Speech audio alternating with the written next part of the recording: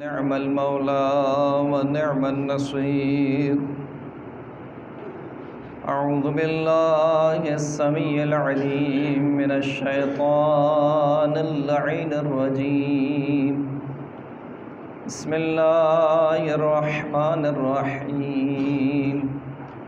الحمد لله الأول بلا أول كان قبله والآخر بلا آخر يكون بعده، الذي قصرت عن رؤيته أبصار الناظرين وعجزت عن نعته أوهام الواصفين، ثم الصلاة والسلام على أشرف الأنبياء والمرسلين وخاتم النبيين سيدنا ونبينا ومولانا ومولى الثقلين جد الحسن والحسين أبي القاسم محمد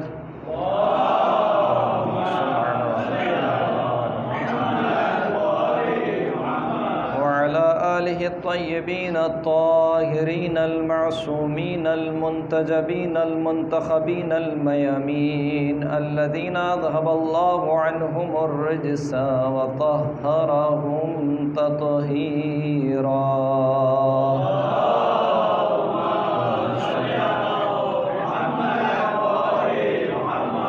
واللعنة الدائمة على أعدائهم ومنكر فضائلهم وغاصب حقوقهم من الآن إلى قيام يوم الدين. أما بعد، وقد قال الله سبحانه وتعالى في كتابه المجيد والفرقان الحميد وهو أصدق الصادقين وقوله الأحسن. بسم الله الرحمن الرحيم.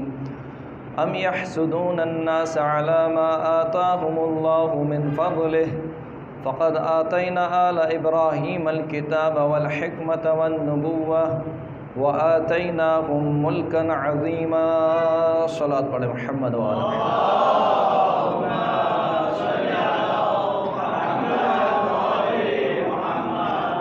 محترم سامعین کرام، سورہ مبارکہ نساء کی 54ویں آیت میں خداوند کریم ارشاد فرما رہا ہے کہ ام یحسدون الناس علی ما آتاہم اللہ من فضلہ، کیا یہ لوگ حسد رکھتے ہیں ان لوگوں سے کہ جن کو اللہ نے اپنے فضل سے عطا کیا. فقد آتینا آل ابراہیم الکتاب والحکمت والنبوہ، بے تحقیق ہم نے آل ابراہیم کو کتاب بھی عطا کی، حکمت بھی عطا کی اور نبوت بھی عطا کی. اور فقط یہی نہیں، وَآتَيْنَاهُمْ مُلْكًا عَظِيمًا، ان کو ایک بہت بڑی سلطنت بھی عطا کی، ملک عظیم بھی عطا کیا. تو خداوند کریم کہہ رہا ہے کہ کچھ لوگ ہیں جو کچھ لوگوں سے حسد رکھتے ہیں. کس بنیاد پر حسد رکھتے ہیں؟ دنیاوی مال و دولت پر حسد نہیں ہے. انسان بسا اوقات کسی سے حسد کرتا ہے کہ اس کا مال بہت زیادہ ہے، اس کی دولت بہت زیادہ ہے، اس کا بینک بیلنس ہے، اس کا گھر ہے.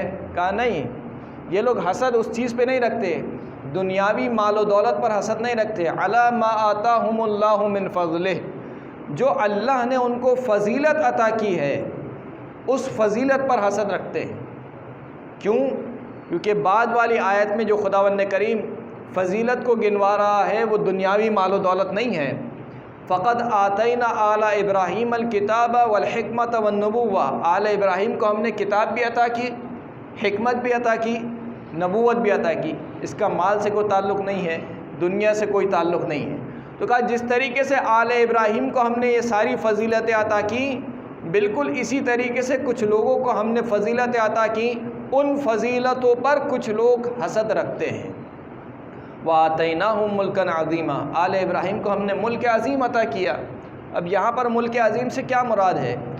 آل ابراہیم میں یعنی حضرت ابراہیم کی ذریت میں جتنے بھی انبیاء گزرے ہیں، اگر کسی کو بادشاہی ملی ہے تو فقط ایک ہیں، جناب سلیمان علیہ السلام، یا جناب یوسف کو وزارت ملی ہے. اس کے علاوہ کسی نبی کے پاس کوئی بادشاہت نہیں ہے، کوئی خلافت نہیں ہے. ہر نبی سادہ طریقے سے زندگی گزارتا ہوا آیا ہے. چاہے وہ حضرت موسیٰ علیہ السلام ہوں، چاہے وہ حضرت ہارون علیہ السلام، یہ سب جناب ابراہیم کی ذریت سے ہیں. پھر خداوند کریم کہہ رہا ہے کہ نہیں، ہم نے آل ابراہیم کو ملک عظیم عطا کیا. تو یہاں پر ملک عظیم سے کیا مراد ہے؟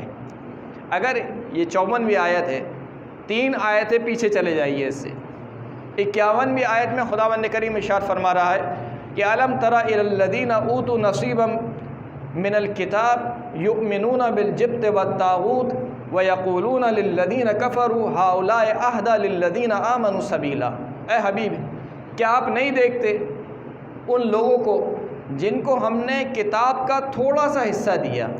پوری کتاب کا علم نہیں دیا، کتاب کا تھوڑا سا حصہ دیا. تھوڑا سا حصہ دینے کے باوجود یؤمنون بالجبت والطاغوت، یہ لوگ جبت اور طاغوت پر ایمان لے آئے. جبت اور طاغوت کسے کہا جاتا ہے؟ جبت ہر اس ہستی کو کہا جاتا ہے جس کی خدا کے علاوہ عبادت کی جائے، اس کو جبت کہا جاتا ہے. اور عبادت کا مطلب یہ نہیں ہے کہ کوئی خاص اس کے سامنے سجدہ انجام دیا جائے، بلکہ جو کوئی شخص بھی حکم خدا کے علاوہ کوئی حکم صادر کرے اور لوگ اس کی پیروی کریں، گویا یہ اس کی عبادت کر رہے ہیں. اس لیے کہ جب معصوم علیہ السلام سے کسی نے پوچھا کہ یہ جو یہودی اور عیسائیوں کے جو پاپ تھے، خداوند کریم نے کہا کہ ان یہودیوں اور عیسائیوں نے اپنے مولویوں کو، ہماری زبان میں اس کو مولوی کہیں گے، اپنے مولویوں کو رب بنا لیا. تو کسی نے سوال کیا کہ یبنا رسول اللہ، یہ قرآن کی آیت کہہ رہی ہے کہ انہوں نے اپنے مولویوں کو رب بنا لیا، تو کیا واقعاً انہوں نے اپنے مولویوں کو رب بنا لیا تھا؟ کہا نہیں، اپنے مولویوں کو رب نہیں بنایا تھا، یعنی جس طریقے سے تم سمجھ رہے ہو، بلکہ وہ جانتے تھے کہ ان کے مولوی حکم خدا کے خلاف حکم دے رہے ہیں، پھر بھی ان کی باتوں کی پیروی کرتے تھے. تو خداوند کریم نے کہا کہ گویا انہوں نے خدا کے مقابل میں اپنے رب بنا لیا، خدا کے مقابل میں. تو یؤمنون بالجبت والطاغوت، یہ لوگ جن کو تھوڑا سا علم دیا گیا کتاب کا، یہ جبت اور طاغوت ہر اس ہستی کو کہتے ہیں جو خدا پر سرکشی کرے، اس کو طاغوت کہا جاتا ہے. جبت اور طاغوت پر ایمان لے آئے. نہ صرف یہ کہ ایمان لائے، بلکہ یہ کہنے لگے کہ جو لوگ کافر ہیں وہ مومنین سے زیادہ ہدایت یافتہ ہیں. یقولون للذین کفروا ہؤلاء اہدی للذین آمنوا من الذین آمنوا سبیلا. کہنے لگے کہ جو لوگ کافر ہیں وہ ان لوگوں سے زیادہ ہدایت یافتہ ہیں کہ جو ایمان لے کر آئے. خداوند کریم نے کیا کہا؟ اولئک الذین لعنہم اللہ. یہ وہ افراد ہیں جو اہل کتاب ہیں، کتاب کا علم ہے ان کے پاس، اس کے باوجود اللہ نے ان لوگوں پر لعنت کی ہے. وَمَن يَلْعَنِ اللَّهُ فَلَن تَجِدَ لَهُ نَصِيرًا. جس پر اللہ لعنت کر دے، اے حبیب آپ اس کا کوئی مددگار نہیں پائیں گے. تو جو اللہ کا مورد لعن قرار پا جائے، اگر ساری دنیا بھی اس کو رضی اللہ کہے، صلوات پڑھ دیجئے محمد و آل محمد صلی اللہ وَمَن يَلْعَنِ اللَّهُ. جس پر اللہ لعنت بھیج دے، فلن تجد لہ نصیرا. مخاطب کون ہے؟ رسول اللہ کی ذات گرامی ہے. کون رسول اللہ؟ وما ارسلناک الا رحمۃ للعالمین. جس کو ہم نے سوائے رحمت کے اور کچھ بنا کر نہیں بھیجا. اس رحمت للعالمین سے خداوند کریم مخاطب ہے اور کہہ رہا ہے کہ اے حبیب جس پر اللہ لعنت کر دے آپ اس کا کوئی مددگار نہیں پائیں گے. ام لہم نصیب فی الملک اذن فاذن لا یؤتون الناس نقیرا. کیا یہ لوگ جو اہل کتاب ہیں، جو جبت اور طاغوت پر ایمان لے کر آئے ہیں، کیا ان کے پاس ملک میں سے کچھ حصہ ہے؟ اب یہاں پر دوبارہ ملک آ گیا. ملک میں سے کوئی حصہ ہے؟ اگر ان کے پاس ملک میں سے کچھ تھوڑا بہت حصہ ہوتا تو فلا یؤتون الناس نقیرا، تو یہ ان لوگوں کو تھوڑا سا حصہ بھی نہ دیتے. نقیر کہتے ہیں کھجور کی گٹھلی میں جو چھوٹا سا سوراخ ہوتا ہے اس کو نقیر کہتے ہیں. کہ اس سوراخ کے برابر بھی اس ملک میں سے کچھ عطا نہ کرتے. تو یہ ملک کیا ہے جو خداوند کریم کہہ رہا ہے کہ ملک عظیم ہم نے عطا کیا آل ابراہیم کو؟ جن لوگوں نے اہل کتاب میں سے ایمان لے کر آئے جبت و طاغوت پر، ان کو ملک میں کوئی حصہ حاصل نہیں ہے. اگر کوئی حصہ حاصل ہوتا تو وہ ان لوگوں کو تھوڑا سا حصہ بھی نہ دیتے. تو یہ تو آیت کی ایک تفسیر ہے اور ایک تعویل ہے. اگر قرآن کی آیت کی تفسیر اور تعویل معلوم کرنی ہے تو انہی کے پاس جانا پڑے گا کہ جن کو اللہ کے رسول نے قرآن کا ہم پلہ قرار دیا، انہی کے پاس جانا پڑے گا۔ انی تارک فیکم الثقلین کتاب اللہ و عطرت اہل بیتی ما ان تمسکتم بہما لن تضلوا بعدی، دو گرا قدر چیزیں چھوڑے جا رہا ہوں، ایک اللہ کی کتاب اور ایک میرے اہل بیت۔ اہل بیت کے در سے پوچھئے کہ اس آیت کی تفسیر و تعویل کیا ہے؟ تو ایک شخص نے سوال کیا امام محمد باقر علیہ الصلوۃ والسلام سے۔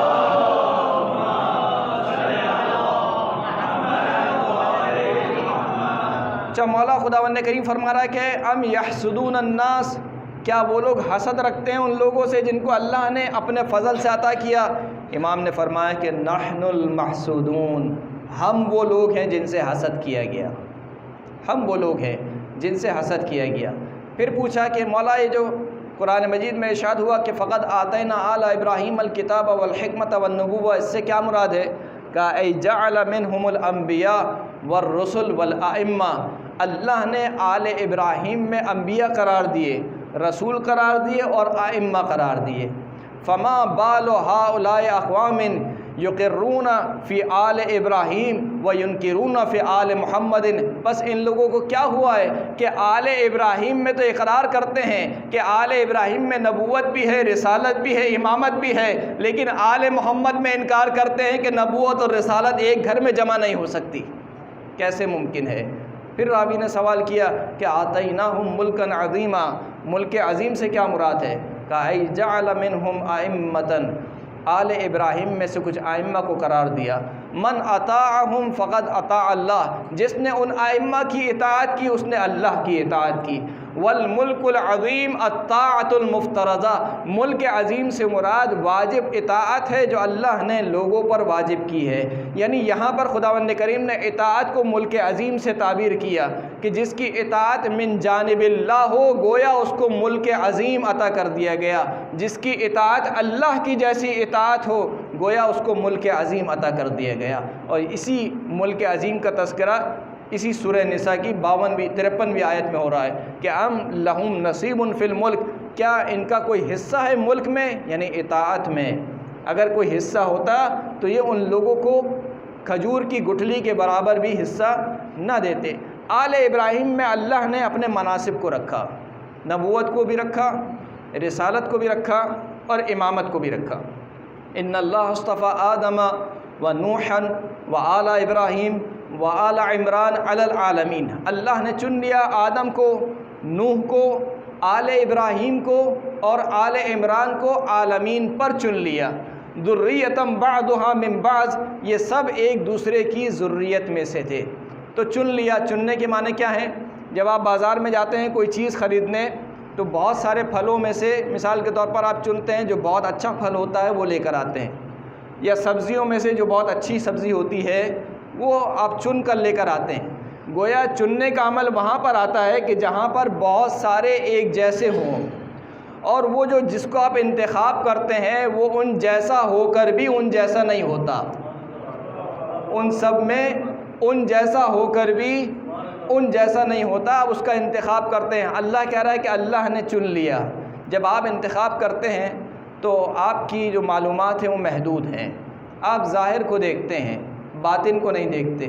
کتنی مرتبہ ایسا ہوتا ہے کہ کوئی پھل آپ بہت اچھا سمجھ کر لے کر آتے ہیں وہ اتنا ہی خراب نکلتا ہے، کوئی سبزی بہت اچھی سمجھ کر لے کر آتے ہیں وہ اتنی خراب نکلتی ہے۔ کیوں؟ کیونکہ آپ ظاہر کو دیکھ رہے ہیں، باطن کو نہیں دیکھتے۔ مگر وہ خداوند کریم جس کا علم لامحدود ہے، جو ظاہر اور باطن جس کے نزدیک ایک ہے، جب وہ کسی کا انتخاب کرتا ہے تو پھر اس کے کردار میں کوئی کجی نہیں ہوتی، اور پھر وہ جب کسی کا نام علی رکھ دیتا ہے تو پھر اس کا کردار بھی اس قدر بلند ہوتا ہے۔ ان اللہ اصطفى آدم و نوحا و آل ابراہیم و آل عمران علی العالمین۔ اب آل ابراہیم کو چنا گیا، آل ابراہیم میں سے جن کو اللہ نے اپنے عہدے کے لیے چنا اس کی خصوصیات کیا تھی؟ جن افراد کو چنا گیا ان کی خصوصیات کیا تھی؟ وَوَهَبْنَا لَهُ إِسْحَاقَ وَيَعْقُوبَ۔ تھوڑی سی زحمت دوں گا آپ کو، یہ کچھ آیتیں ہیں، اس کو تحمل کے ساتھ سن لیجئے، انشاءاللہ کسی نتیجے پر پہنچ جائیں گے۔ خدا کہہ رہا ہے کہ وَوَهَبْنَا لَهُ إِسْحَاقَ وَيَعْقُوبَ، ہم نے ابراہیم کو اسحاق اور یعقوب ہدیہ کیے۔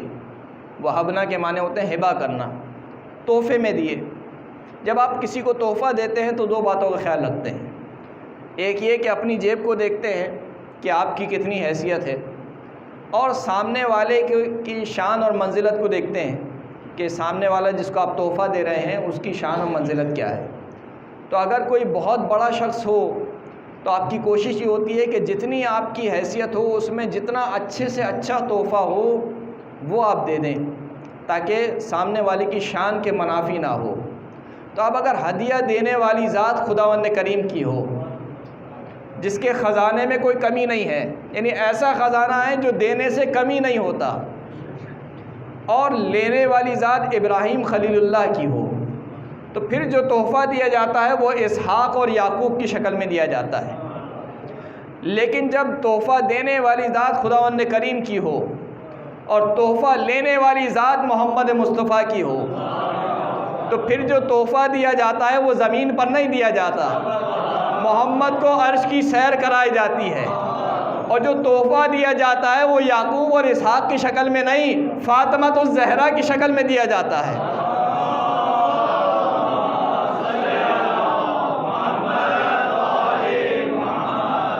وَوَهَبْنَا لَهُ اسحاق و یعقوب، ہم نے ہدیہ کیے اسحاق اور یعقوب، کُلًّا ہدینا، ہر ایک کی ہم نے ہدایت کی۔ اب یہ چھوٹا سا فقرہ ہے، اس کو ذہن میں محفوظ کر لیجیے۔ آل ابراہیم کا تذکرہ ہو رہا ہے، آل ابراہیم کے منتخب شدہ افراد جو تھے ان کی خصوصیات کیا تھیں؟ کُلًّا ہدینا، ان میں سے ہر ایک کی ہم نے ہدایت کی۔ خدا کہہ رہا ہے کہ ہم نے ہدایت کی۔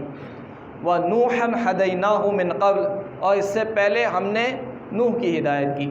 وَمِن ذُرِّيَّتِهِ داؤد وسلیمان وایوب ویوسف وموسیٰ وہارون وَكَذَلِكَ نَجْزِي الْمُحْسِنِينَ، ابراہیم کی ذریت میں سے یہ سارے انبیاء ہیں۔ وَمِن ذُرِّيَّتِهِ، ابراہیم کی نسل میں سے ہیں کون؟ جناب سلیمان، جناب ایوب، جناب داؤد، جناب موسیٰ، جناب ہارون۔ وَكَذَلِكَ نَجْزِي الْمُحْسِنِينَ، اور ہم نیک کام کرنے والوں کو اسی طریقے سے جزا دیتے ہیں۔ بات ہو رہی ہے کس کی؟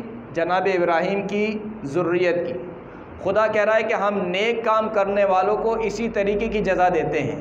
تو اب اندازہ لگائیے کہ ابراہیم کی نیکی کس پائے کی ہوگی کہ جناب ابراہیم کی ذریت میں اللہ نے اتنے سارے انبیاء کو رکھ دیا۔ وَكَذَلِكَ نَجْزِي الْمُحْسِنِينَ، ہم اسی طریقے سے نیک کام کرنے والوں کو جزا دیتے ہیں۔ وَزَكَرِيَّا وَيَحْيَا وَعِيسَى وَإِلْيَاسَ كُلٌّ مِّنَ الصَّالِحِينَ، ابراہیم کی ذریت میں سے یہ انبیاء تھے، زکریا، جناب یحییٰ، جناب عیسیٰ اور جناب الیاس۔ پھر خدا کہہ رہا ہے کل من الصالحین، پہلا جملہ تھا کلن ہدینا، ہر ایک کی ہم نے ہدایت کی۔ یہ دوسری صفت ہے کل من الصالحین، ابراہیم کی نسل میں سے جس کو بھی ہم نے چنا وہ ہر ایک صالح بندہ تھا۔ صالح بندہ سے کیا مراد ہے؟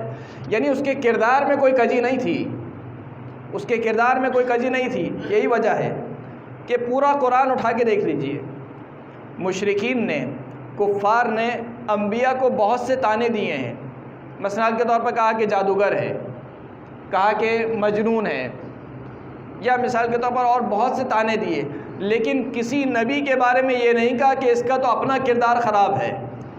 کسی نبی کے بارے میں آپ کو نہیں ملے گا کہ کسی کافر نے، کسی مشرک نے یہ کہا ہو کہ اس کا تو اپنا کردار ٹھیک نہیں ہے۔ یہ ہمیں مثال کے طور پر سبق پڑھانے چلا ہے، یہاں تک کہ حضرت لوط علیہ السلام کہ جن کے دور میں فحاشی اپنے عروج پہ تھی، اس کے باوجود حضرت لوط کی قوم نے یہ نہیں کہا کہ اے لوط تمہارا تو اپنا کردار درست نہیں ہے، بلکہ برعکس لوط کے کردار کی گواہی دی کہ یہ لوط، اس کا کردار تو بہت پاک و پاکیزہ ہے، یہ تو بہت پارسا بنتا ہے۔ تو کل من الصالحین، ان میں سے ہر ایک صالح بندے تھا، ہر ایک کی ہم نے ہدایت کی، ہر ایک صالح بندے تھا۔ وَإِسْمَاعِيلَ وَالْيَسَعَ وَيُونُسَ وَلُوطًا كُلًّا فَضَّلْنَا عَلَى الْعَالَمِينَ، حضرت ابراہیم کی ذریت میں سے کون ہے؟ جناب اسماعیل ہے، جناب یسع ہیں، جناب یونس ہیں، جناب لوط ہیں۔ جناب لوط کے بارے میں کہا جاتا ہے کہ یہ جناب ابراہیم کی نسل سے نہیں تھے، جناب ابراہیم جناب لوط کے چچا تھے، لیکن کیونکہ چچا نے بھتیجے کی تربیت اس طریقے سے کی تھی کہ اب بھتیجے کو نسبت دی گئی چچا کی طرف کہ اس بچے کا باپ کون ہے، اس کا چچا ہے۔ تو معلوم ہوا کہ جب کوئی چچا اپنے بھتیجے کی اس طریقے سے تربیت کرے تو لوگ اس کی جانب باپ کی نسبت دیتے ہیں۔ یہی وجہ ہے کہ جب جناب خدیجہ نے کہا کہ اے قریش کی عورتوں آؤ، میری ولادت کا وقت نزدیک ہے، تو قریش کی عورتوں نے کیا کہا کہ اے خدیجہ ہم تیری مدد کے لیے نہیں آئیں گے، اس لیے کہ تو نے ابو طالب کے یتیم بیٹے سے شادی کر لی۔ ابو طالب کا یتیم بیٹا، بھائی بیٹے تو عبداللہ کے تھے لیکن تربیت ابو طالب نے ایسی کی، تو کہا کہ محمد ابو طالب کے بیٹے ہیں۔ تو کہا کہ یہ اسماعیل، جناب یسع، جناب یونس، جناب لوط، یہ سب کے سب حضرت ابراہیم کی ذریت سے۔ کلًا فضلنا علی العالمین، ان میں سے ہر ایک کو ہم نے عالمین پر فضیلت بخشی۔ اب یہ تیسرا جملہ ہو گیا، کلًا ہدینا، ہر ایک کی ہم نے ہدایت کی، کل من الصالحین، ان میں سے ہر ایک صالح بندے تھا، کلًا فضلنا علی العالمین، ہر ایک کو ہم نے عالمین پر فضیلت بخشی۔ ومن آبائہم وذریاتہم واخوانہم واجتبیناہم وہدیناہم الی صراط مستقیم، ان کے آبا و اجداد میں سے ہم نے چنا، ان کی ذریت میں سے ہم نے چنا، ان کے بھائیوں میں سے ہم نے چنا، اور جن جن کو ہم نے چنا واجتبیناہم، ہم نے ان کو چنا، یعنی آل ابراہیم میں سے جس کو بھی منصب الہی ملا وہ اللہ کا منتخب شدہ تھا، لوگوں نے اس کو نہیں چنا، اللہ نے چنا۔ لوگوں کے اجماع سے اور لوگوں کے ووٹ سے وہ نبی نہیں بنا، اور لوگوں کے اجماع سے اور لوگوں کے ووٹ سے وہ امام نہیں بنا۔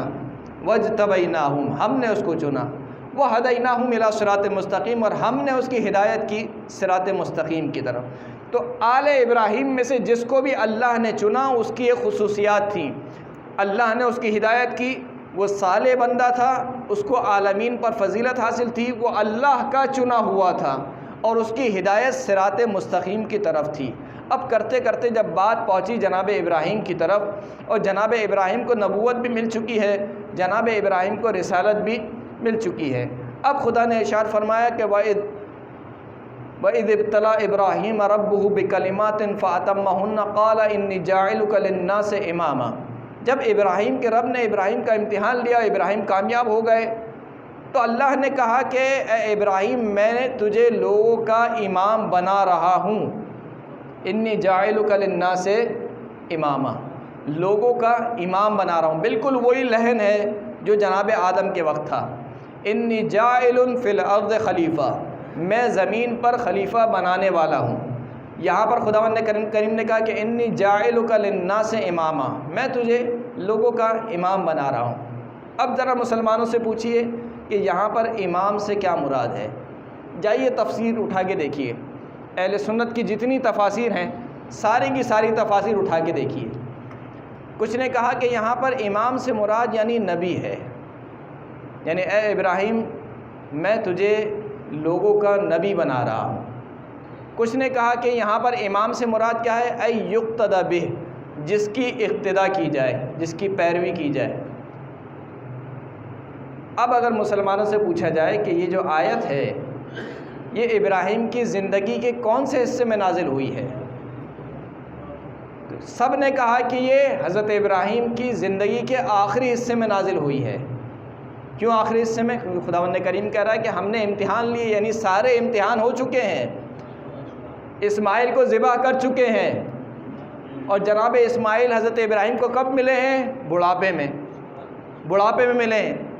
بڑھاپے میں ملنے کے بعد حضرت اسماعیل کو حکم ہوا، جناب ابراہیم کو حکم ہوا کہ اس بچے کو، یہ جو اسماعیل ہے، اس بچے کو اور اس کی ماں کو چھوڑ دو۔ کہاں؟ مکہ میں۔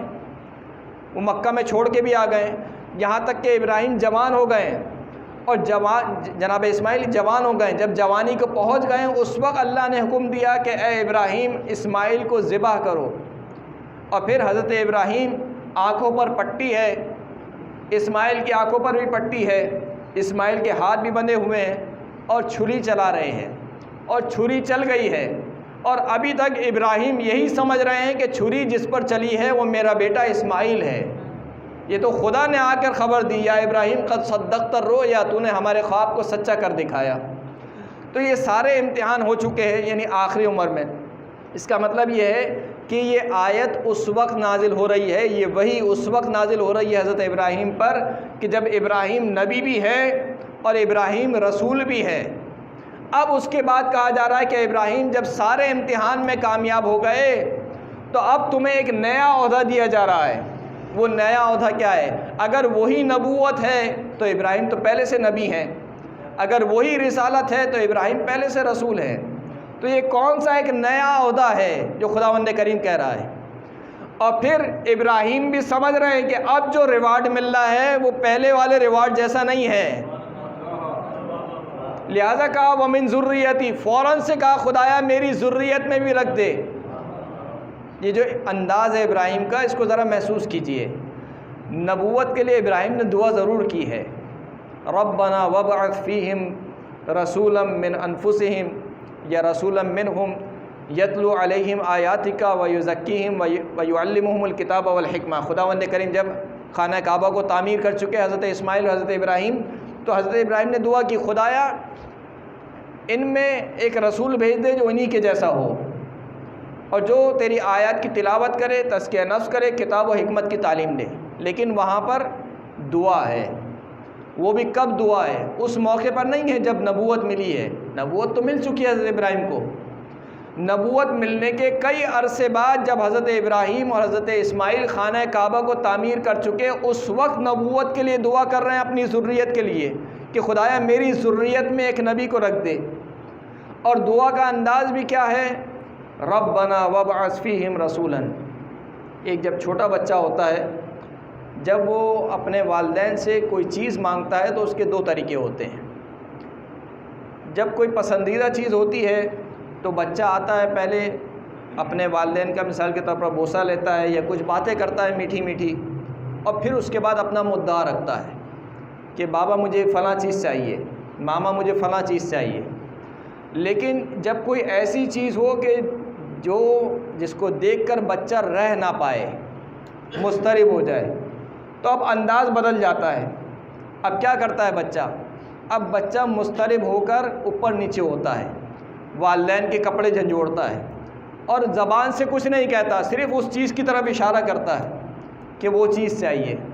تو ابراہیم کا جو انداز ہے نبوت کے وقت پہلا والا انداز ہے، لیکن جب امامت مل رہی ہے تو اب ابراہیم نے ربنا بھی نہیں کہا وَمِن ذُرِّيَّتِي، خدایا اتنی اچھی چیز دی ہے میری ذریت میں بھی رکھ دے۔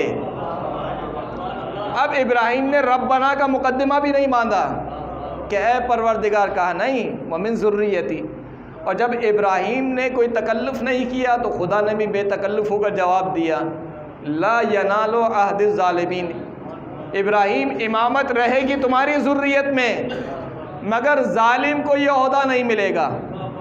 اب اس کا مطلب یہ ہے کہ اس آیت سے کچھ ثابت ہو یا نہ ثابت ہو، کم از کم اتنا ضرور ثابت ہے کہ شیعوں کا نظریہ امامت کوئی من گھڑت عقیدہ نہیں ہے، یہ ایک منصب الہی ہے۔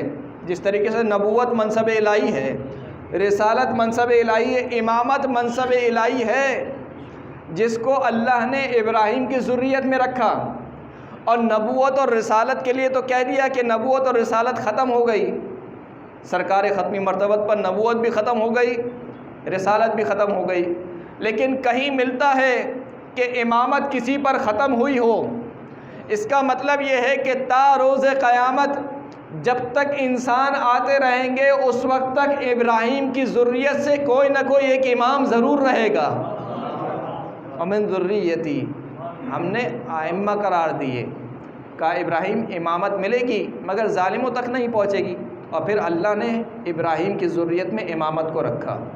وَجَعَلْنَاهُمْ أَئِمَّةً يَهْدُونَ بِأَمْرِنَا، ہم نے ابراہیم کی ذریت میں سے اسحاق اور یعقوب اور جتنی ذریت حضرت ابراہیم کی آئی، ہم نے ان کو امام بنایا۔ وَجَعَلْنَاهُمْ أَئِمَّةً، ہم نے ان کو امام بنایا، يَهْدُونَ بِأَمْرِنَا، جو ہمارے امر سے ہدایت کرتے ہیں۔ ذرا گرامی، تو آل ابراہیم میں اللہ نے اپنے تمام کے تمام منصبوں کو رکھا، اور اپنے منصب کے لیے جس کو بھی چنا اس کی ہدایت اللہ نے کی، وہ صالح بندہ تھا، وہ عالمین پر فضیلت رکھتا تھا، یہی وجہ تھی کہ اس سے حسد کیا گیا۔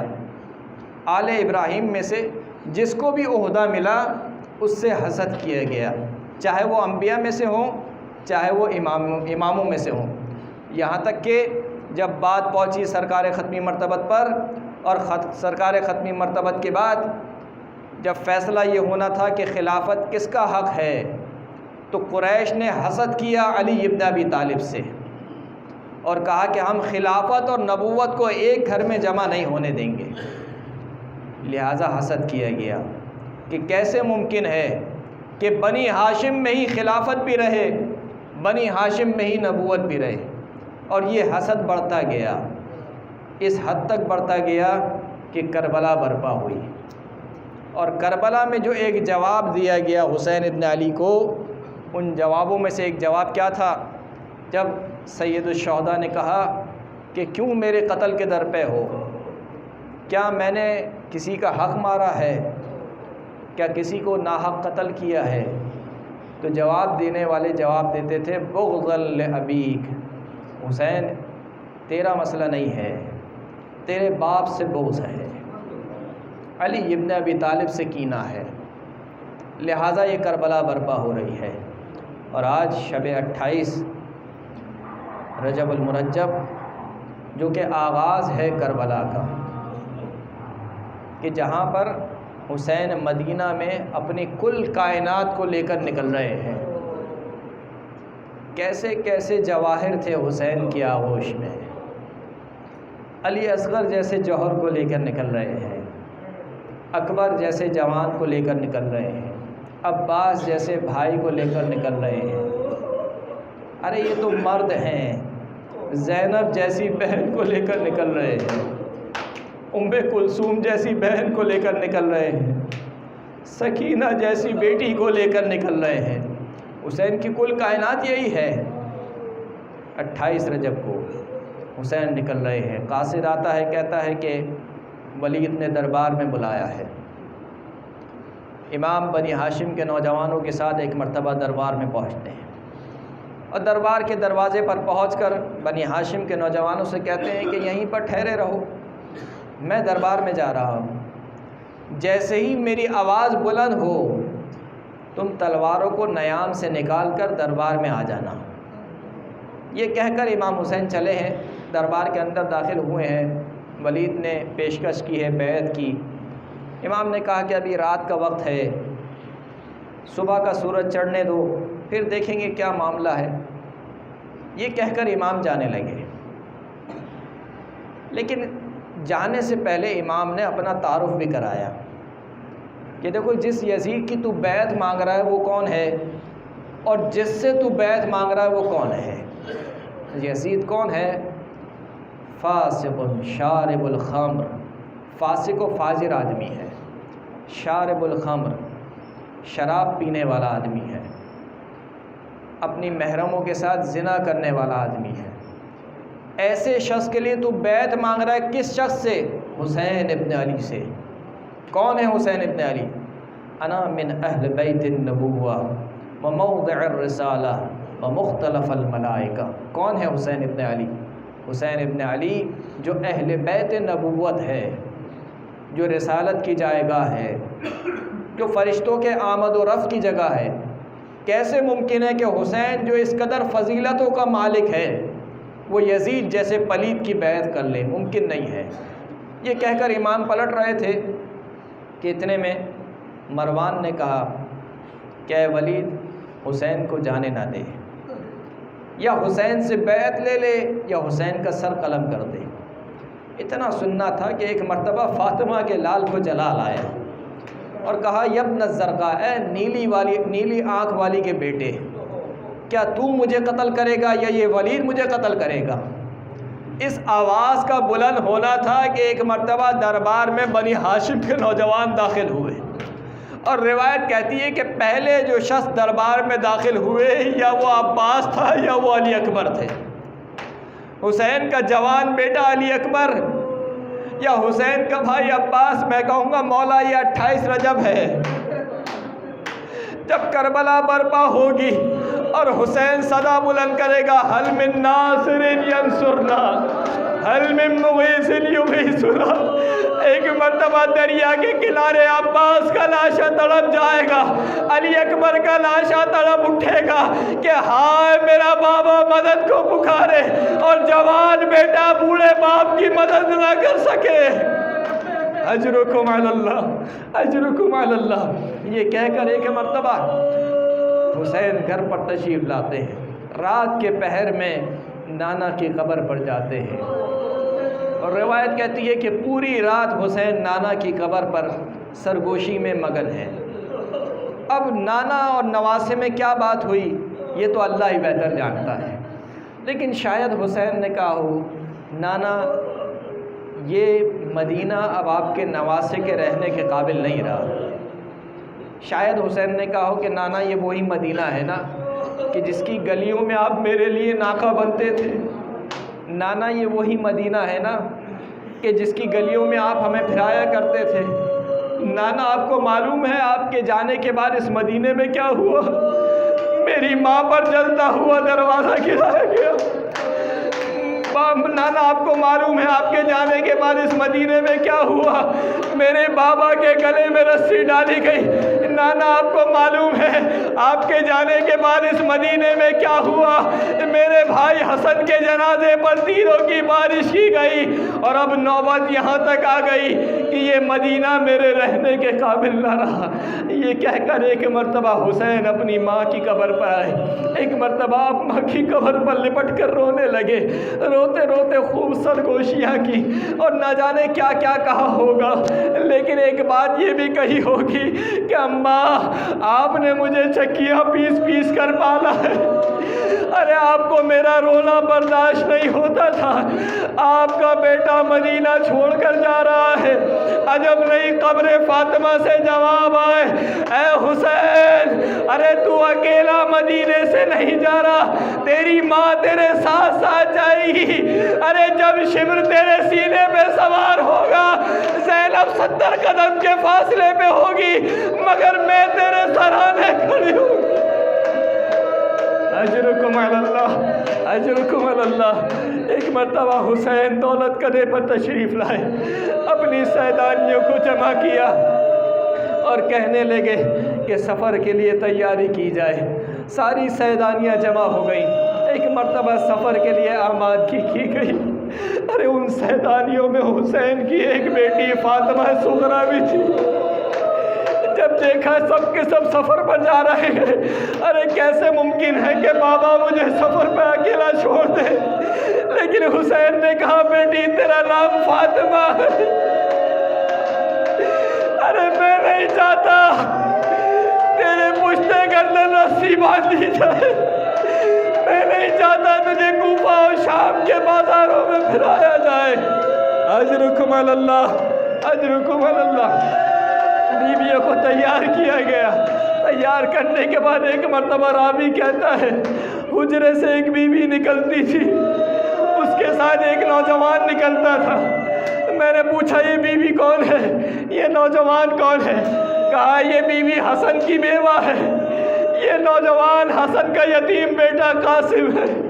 پھر کہتا ہے کہ ایک اور بیوی نکلی، اس کے ساتھ ایک اور نوجوان تھا۔ میں نے پوچھا یہ بیوی کون ہے، یہ نوجوان کون ہے؟ کہا یہ بیوی علی اکبر کی ماں ہے، یہ نوجوان حسین کا جوان بیٹا علی اکبر ہے۔ پھر ایک اور بیوی نکلی، اس کے ساتھ ایک اور نوجوان نکلا۔ میں نے پوچھا یہ بیوی کون ہے؟ کہا یہ بیوی علی کی بیٹی ام کلثوم ہے، اس کے ساتھ جو نوجوان ہے وہ علی کا بیٹا عباس ہے۔ راوی کہتا ہے کہ اب تک ایک ایک بیوی نکل رہی تھی، ایک ایک نوجوان اس بیوی کو سوار کرا رہا تھا، لیکن اب جو میں نے دیکھا تو کیا دیکھا، ایک بیوی حجرے سے باہر نکلی، بنی ہاشم کے سارے نوجوان کھڑے ہو گئے، یہاں تک کہ علی کا بیٹا حسین بھی اس کے استقبال میں کھڑا ہو گیا۔ میں نے پوچھا یہ بیوی کون ہے؟ کہا یہ بیوی علی کی بیٹی زینب ہے، جس کے استقبال میں بنی ہاشم کے نوجوان کھڑے ہیں۔ ارے میں کہوں گا بیوی آج 28 رجب ہے، ارے بنی بنی ہاشم کے جھرمٹ میں سوار ہو رہی ہے. ارے کل 11 محرم آئے گی، ایک مرتبہ زینب مقتل کی جانب دیکھے گی. علی اکبر آؤ زینب کو سوار کرو، قاسم آؤ زینب کو سوار.